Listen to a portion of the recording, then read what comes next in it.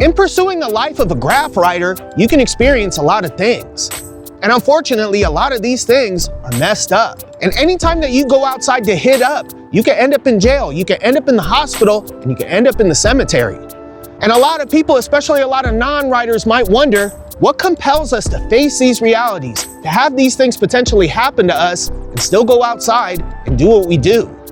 And I can tell you from personal experience, a lot of us are just plain obsessed. And fools might ask, Connor, are you similarly obsessed? And I'll tell you guys, absolutely. But before speaking on my own obsession and how it started and how it progressed, let's go to an environment where this conversation is appropriate and let's speak on it.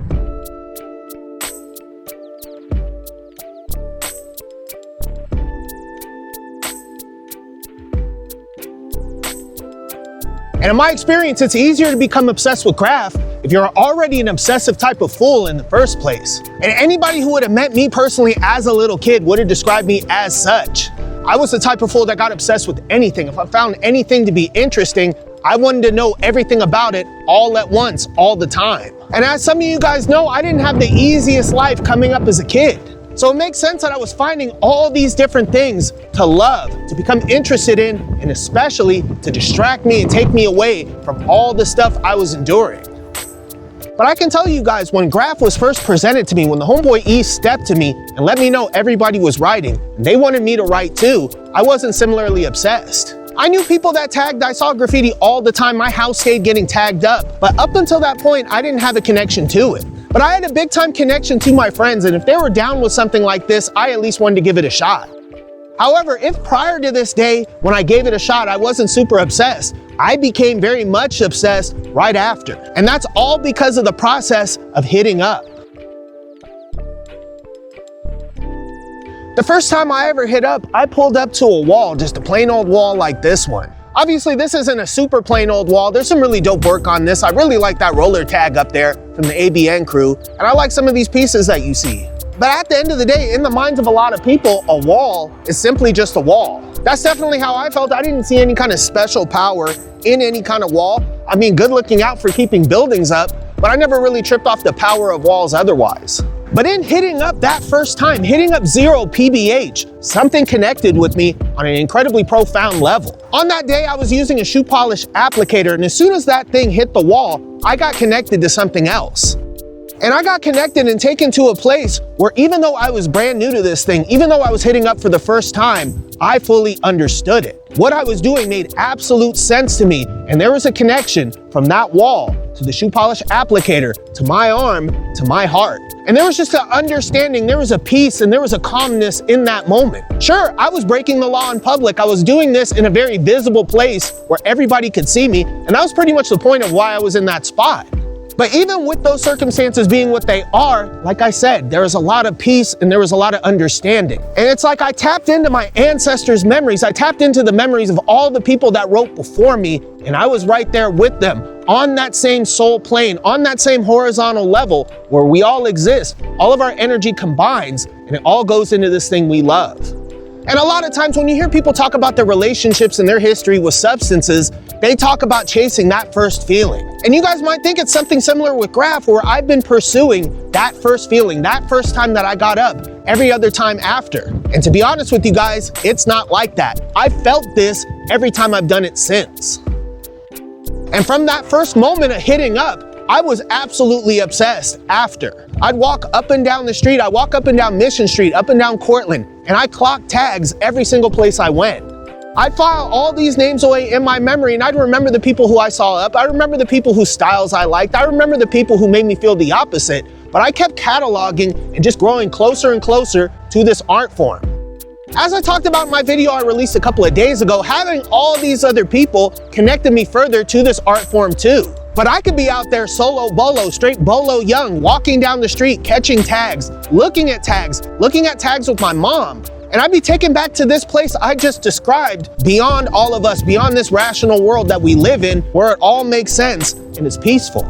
I'm not gonna get into why I stepped away just yet. That's a video that's not gonna be easy to do. That's gonna talk about the worst period in my life when I didn't even really care about living anymore, but it took not even caring about living anymore to step away from graph.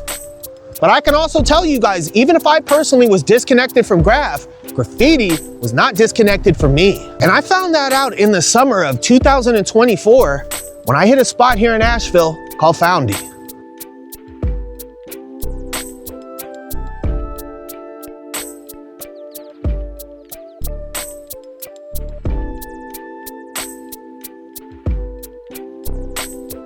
And you guys that watch the channel know that this spot got destroyed by a hurricane last year. And to be real with you guys, I'm very surprised to see stores open here. I'm surprised to see buildings still standing. I figured this whole place was gonna get flattened. There was gonna be nothing here for a long time. And given how messed up everything that happened here was, that would have made perfect sense. So it's pretty dope to see people back here. There's food trucks here, there's people shopping here, and businesses are open. And as you guys can see, there's also a lot of new Graff, and that makes me happy especially. And when I came to this spot for the first time last year, seeing some Graff was really all I had in mind. And I didn't really have any supplies to do anything. All I had was a paint marker, and I figured I'd bring it with me and maybe hit up something if I got the chance. And I got that chance. I went over to some train tracks and I hit a little hand style.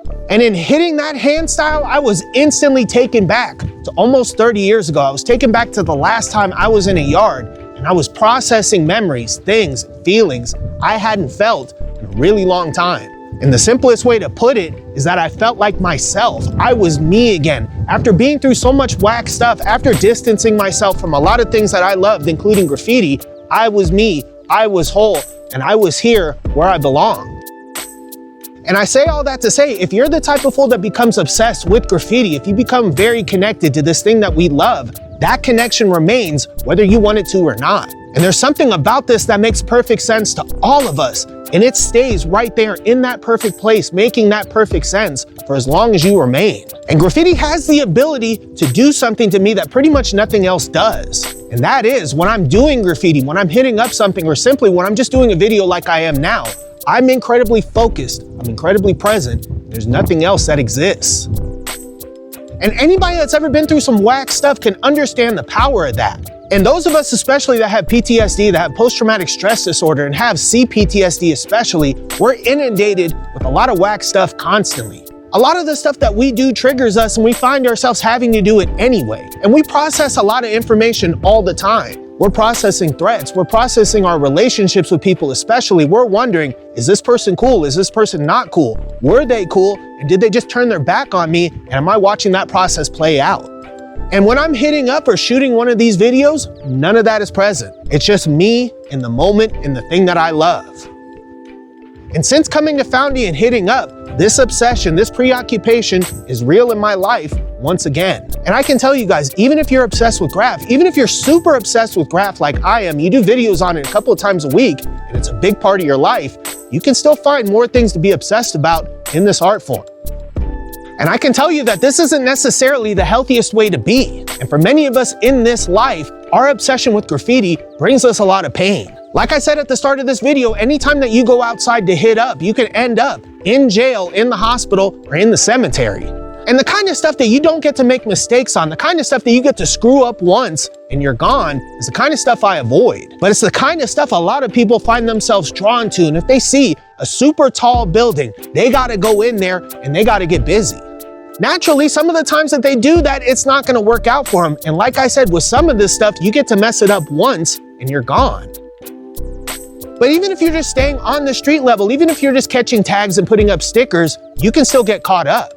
And after getting caught up or screwing your life up, you might feel like you have to step back and live on the straight and narrow. And some of you guys might find yourself in the same position at some point, and you're gonna feel the power of your obsession pulling at you. And you might really just need a couple of years without that monkey on your back, where you get your life right, you get your finances right, you get your mental health right, and you can build a foundation of living a stable life. But you're gonna wonder, what the hell am I gonna do with all this free time and all my mental energy that went towards Graff? What am I gonna spend that on? Unfortunately, I turned to substances, namely La Mota and the liquor. And the second one, something I should have been really wary of, considering that alcoholism runs super deep in my family. But there I was, numbing myself, trying not to think about a lot of stuff, trying not to move in a lot of directions, and simply just being happy to not feel. But no matter how messed up something you went through was, you're better off thinking about it and feeling it instead of numbing it. And you might just need time to process, and you might need outside help. You might need a therapist. You might need people in your family who've been through a lot themselves to sit down with you and talk to you and walk you through all this stuff you've been through. And maybe after a few years of this, maybe after you get your life right, you can come back to a spot like this and hit up something dope. But for some of you guys out there, you don't have that option either. And just like a fool that can't take one drink without taking 20 afterwards, you might not be able to come to a legal spot like Foundy and just stay in the legals or just stay in the books. You might hit up once, and now you're gonna be hitting up everywhere all the time. And you're gonna be full-blown obsessed, living that life again, bombing all the time, crushing, being hot, doing stupid stuff just for the laughs and just for the feeling. And to be honest, you might be better off out the mix anyway. But I'm able to engage with what I love, be surrounded by what I love, and keep myself on point and keep myself focused. And doing these videos plays a big role in maintaining that balance and maintaining that focus. And if I wasn't doing videos, if I didn't have this YouTube channel and I found myself back in the mix of Graff, I might be out there acting the exact same way. But at the end of the day, it's up to each individual fool to find their own balance. But if this is something that you love and frankly you're obsessed with, I recommend finding that balance sooner or later, because your obsession with Graff isn't going away.